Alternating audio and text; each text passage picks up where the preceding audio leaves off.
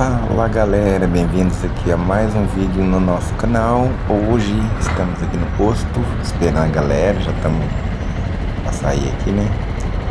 E vamos em direção a uma cidade vizinha nossa aqui, Paranaíta. Vamos fazer um bonde aqui do grupo Insanos, divisão aqui de Alta Floresta, Mato Grosso. Fazer um bate e volta lá, fazer um passeio hoje, né? Hoje é domingo. Chegar lá e descansar um pouquinho lá, trocar umas ideias e depois a gente volta de novo.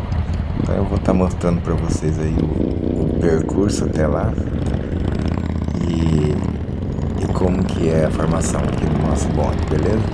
Estamos saindo aqui agora, são exatamente 7h20 da manhã e vamos destino a Paranaíta, acho que dá uns 60 e poucos km daqui lá.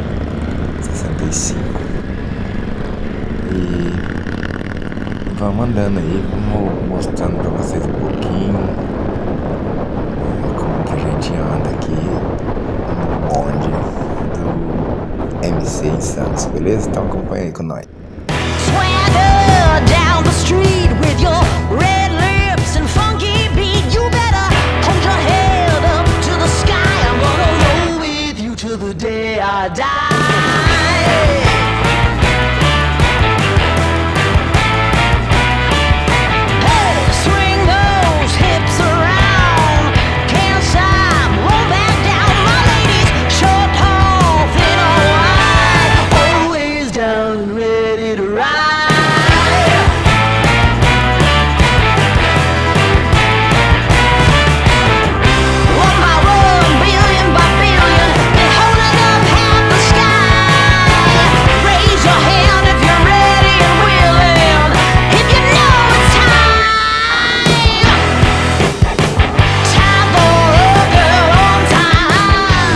Essa nova Bros aqui 2025, show de bola, e vamos que vamos.